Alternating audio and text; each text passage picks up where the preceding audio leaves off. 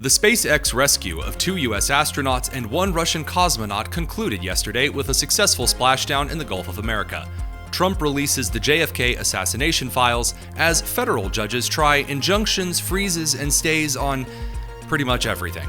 I'm Tony Kinnett from the Daily Signal's Tony Kinnett Cast, syndicated nationally at 7 p.m. Eastern. It is Wednesday, March 19th, 2025. This is the Daily Signal's top news in 10. After 9 long months stranded in space aboard the International Space Station, astronauts Suni Williams and Butch Wilmore, as well as Russian cosmonaut Alexander Gorbunov, splashed down off the coast of Florida near Tallahassee at 5:57 p.m. Eastern yesterday. And Splashdown, Crew 9 back on Earth.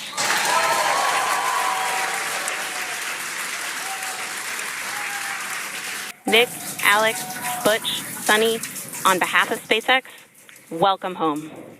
The SpaceX Dragon spacecraft, carrying the 4 total Crew 9 members, undocked from the space station at 1:05 Eastern yesterday, and then headed down for splashdown just off the coast of Florida on the Gulf of America. Here's a shot of the 3 NASA astronauts and the 1 Russian cosmonaut aboard the SpaceX Crew 9 mission capsule, getting ready for splashdown.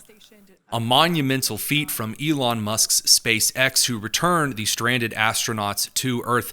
But a moment that captured the hearts of quite a few was when a pod of dolphins joined those from NASA and the media retrieving the pod from the Gulf of America. You can see the dolphins are splashing around and almost, I can't help it, jumping for joy out of the water at the return of the astronauts and cosmonaut. President Trump concluded his phone call with President Vladimir Putin of Russia yesterday, calling the conversation a very good and productive one. He said, "We agreed to an immediate ceasefire on all energy and infrastructure, with an understanding that we will be working quickly to have a complete ceasefire and ultimately an end to this horrible war between Russia and Ukraine.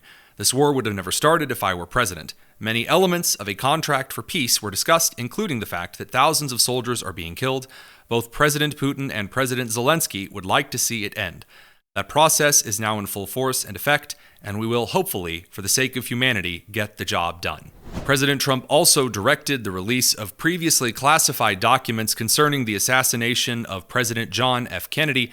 The National Archives made over 80,000 pages of records, which include no redactions, none of that black marker lines that you and I are quite familiar to when it comes to unclassified documents. To the American public and the world today via archives.gov/JFK. Now, I know that many of you out there are curious to dig through these documents yourselves, or that perhaps someone that you trust might dig through these documents. I can assure you that I have not been able to read all 80,000 pages of the documents yet, but we're making sure that we dig through a lot of those so that we can bring you more on what's inside them later on in the Tony Kinnett Cast. It's a day ending in Y, which means more federal judges issuing a series of injunctions against actions from the Trump administration. Yesterday, a D.C. judge ordered a preliminary injunction in favor of a trans activist in the United States military who sued the U.S. over President Trump's executive order banning individuals suffering from gender dysphoria from serving actively in the military due to mental instability. Judge Anna C. Reyes ordered the U.S. military to go back to its Biden-era policy. Of note, Judge Reyes was nominated to the position by President Biden in 2023 as the first immigrant who identifies as LGBTQ+ as a federal district judge. Another district judge, Theodore Chuang, appointed by the Obama administration, ordered that the Department of Government Efficiency under Elon Musk must fully reinstate USAID, that's the U.S. Agency for International Development, after he claims that DOGE dismantled it, which is not correct. The Department of Government Efficiency makes recommendations for cuts under the authority of the president. The judge's conclusion reads, "For the foregoing reasons, the court finds the defendant's actions taken to shut down USAID on an accelerated basis, including its apparent decision to permanently close USAID headquarters without the approval of a duly appointed USAID officer, likely violated the U.S. Constitution in multiple ways, and that these actions harmed not only plaintiffs but also the public interest, because they deprived the public's elected representatives in Congress of their constitutional authority to decide whether, when, and how to close down an agency created by Congress." It should be noted, again, that USAID was not shut down completely, but moved under the Secretary of State in the State Department. Look at the fraud that we've caught. We've caught so much fraud, so much waste, so many employees that never showed up to work, and we have a judge from a very liberal state who ruled like that. So bad for our country. So I guess they closed the department. They're going to have to reopen the department. Well, we'll be appealing it, I guess. Not I guess. I guarantee you. We will be appealing it. We have rogue judges that are destroying our country.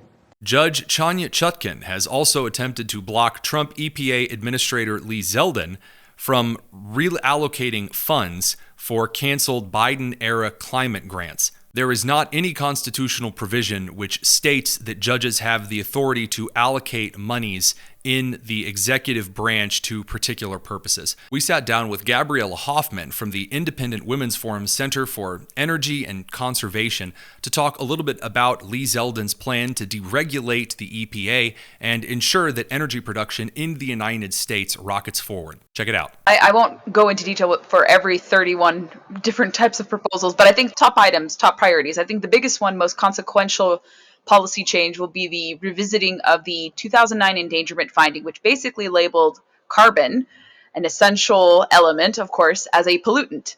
And that really will dismantle all the climate alarmism, all the net zero policies from which this is derived from. So this is perhaps the most consequential of all the 30 plus proposals. And that way we can have some normalcy brought back, because carbon is only 1.4% of the atmosphere. So a lot of heightened fears, and it's also essential plant food. We need it. It's essential for living and existing. Carbon isn't bad.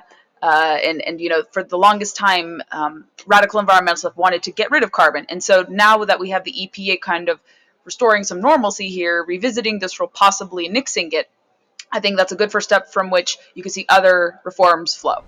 In response to Trump's criticism of Chief Judge James Boasberg, an Obama-appointed federal judge in Washington, D.C., which tried to freeze the Trump administration's removal of the Venezuelan and Mexican gang members to El Salvador over the weekend, Chief Justice John Roberts of the Supreme Court issued a statement saying, quote, "For more than 2 centuries, it has been established that impeachment is not an appropriate response to a disagreement concerning a judicial decision. The normal appellate review process exists for that purpose."